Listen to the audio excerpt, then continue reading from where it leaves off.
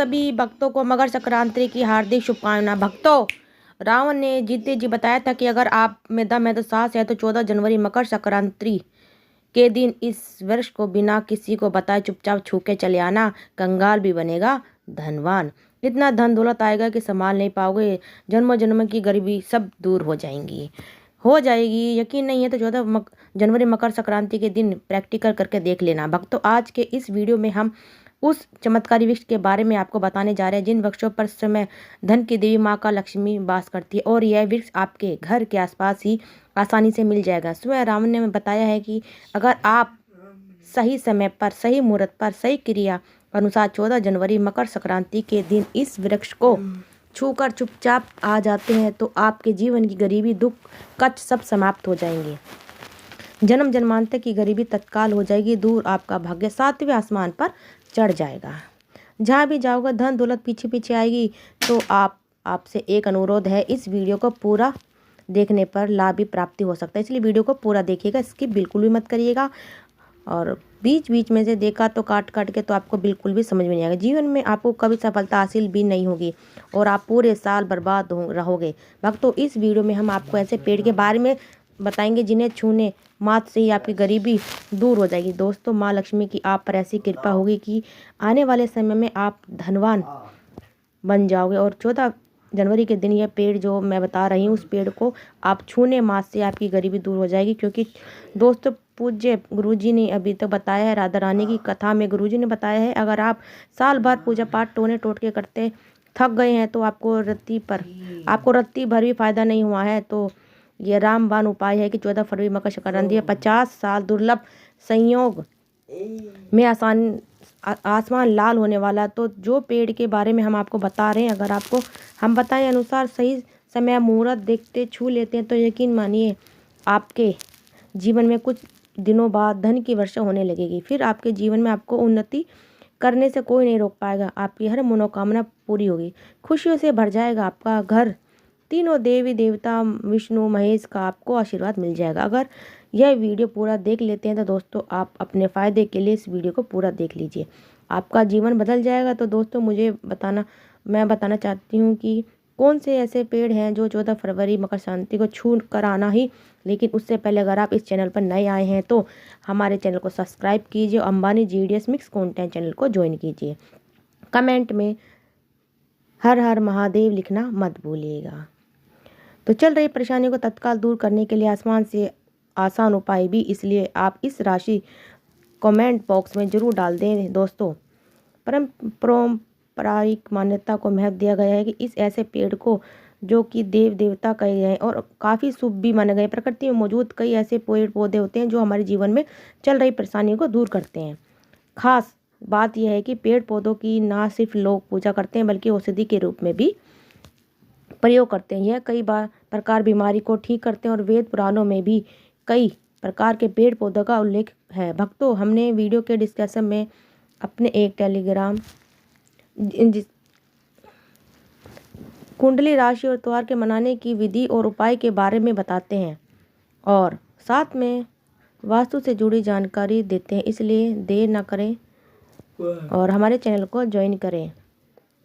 दोस्तों, देखिए, बात ऐसी है कि हमारा काम तो है सलाह देने का। हम तो केवल आपको सलाह देते हैं, आपकी मर्जी है मानो या ना मानो।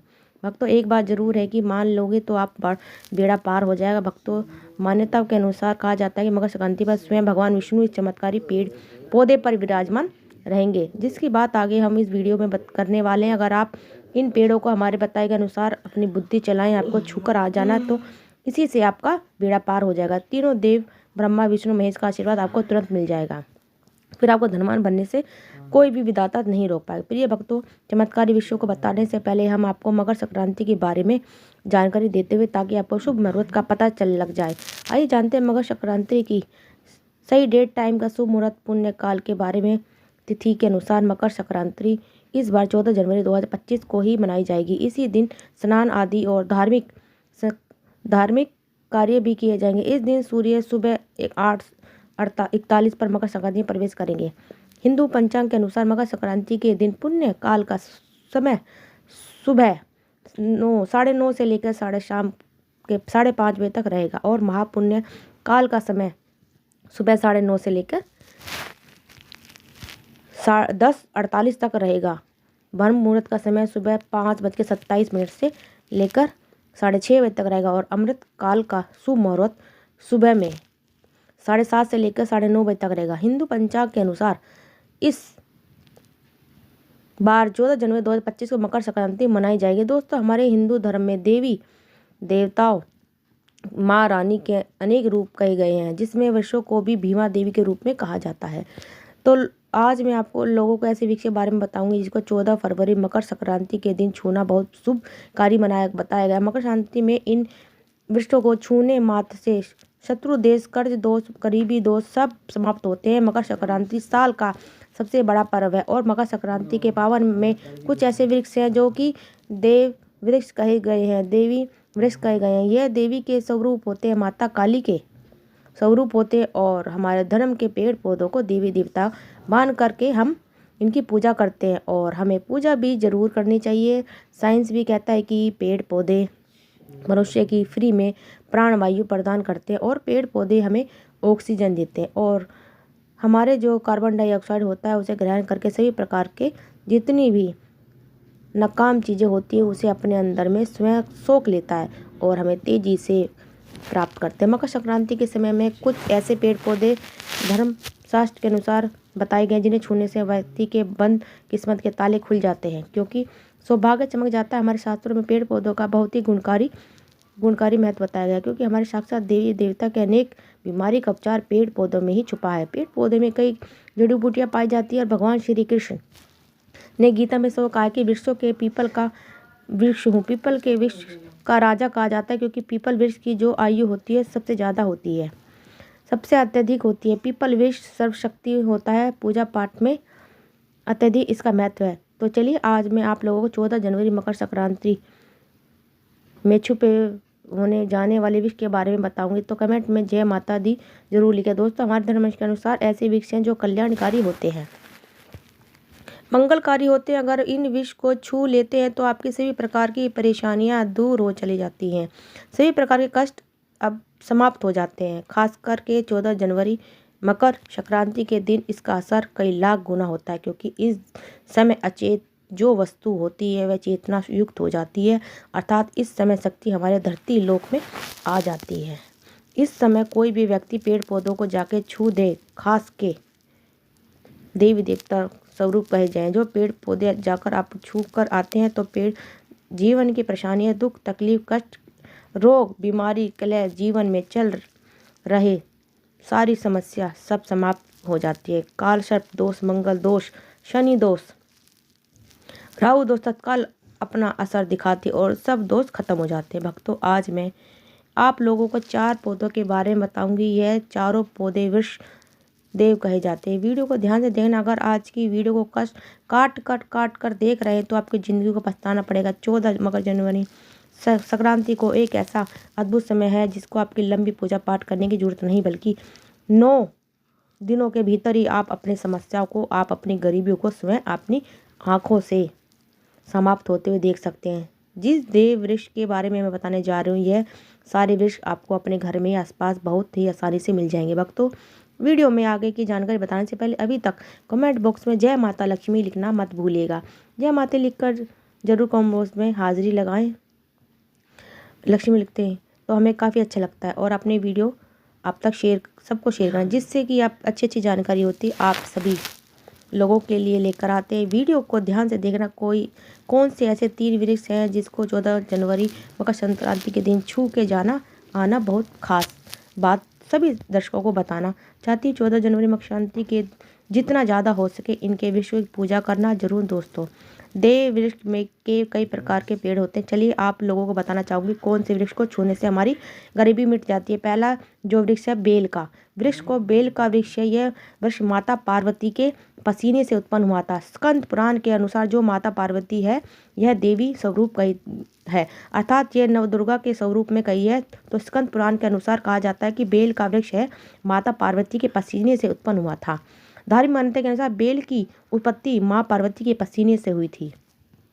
कहा जाता है कि इसके जड़ में गिरजा, तनों में माहेश्वरी, शाखाओं में दक्षिणायम में माँ पार्वती फलों के कात्यायनी फूलों में गौरी और बेल के समस्त पेड़ में माँ लक्ष्मी की निवास करती है। पार्वती के पसीने से उत्पन्न होने के कारण माँ सभी रूपों में इस पेड़ में वास करती है। संध्या काल में शिव मंदिर के समीप या नौ दुर्गा मंदिर में समीप जो बेल के वृक्ष हैं, इसके नीचे घी का दीपक जलाने से व्यक्ति धनवान, गुणवान एवं परोपकारी बनता है। व्यक्ति के सभी प्रकार के मनोरथ की पूर्ति होती है। आपको इस पेड़ की छूते समय एक मंत्र भी बोलना है। मंत्र क्या है तो ध्यान से सुनिए। दर्शन बिलम वृक्ष समर्पम पापम शम अघोर पाप संहार एक विलम विश्वास पणम का अर्थ है कि बेल के पेड़ समक्ष और दर्शन मात्र से ही व्यक्ति के सभी पापों को नाश होता है। तो शिव को चढ़ाए गए एक बेल पत्र से अघोर पाप का नाश हो जाता है।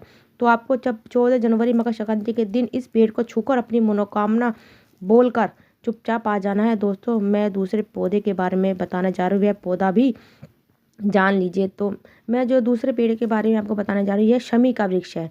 शमी के वृक्ष को जगदम्बा के स्वरूप कहा जाता है। जो शमी के पेड़ का वृक्ष है, यह स्वयं जगदम्बा साक्षात विराजमान रहती है। और कोई भी व्यक्ति अगर संध्या काल में मकर संक्रांति के समय इसके नीचे धूप दीप जलाता है, धुआं दिखता है, तो उसकी सभी प्रकार की परेशानियां दूर होती है। शमी की जड़ में सिंदूर डालने से व्यक्ति को आरोग्य की प्राप्ति होती है। जो लोग लंबे समय से बीमार पड़े हैं, ऐसे व्यक्ति के जो घर में रहने वाले सदस्य तो लोग बीमार पड़े हैं, उनके शरीर में 7 बार सिंदूर को उतारकर शमी के जड़ में डाल दें तो उसके जल्दी ही रोग ठीक हो जाएगा। लंबे समय से बीमार पड़ रहे हैं या फिर आप बीमारी से बचना चाहते हैं, निरोग रहना चाहते हैं, तो इसकी जड़ में सिंदूर जरूर डाल देना। मनोकामना पूर्ण करने के लिए शमी के वृक्ष को छूना आप तत्काल 14 जनवरी मकर संक्रांति के समय में इसका रिजल्ट देखना।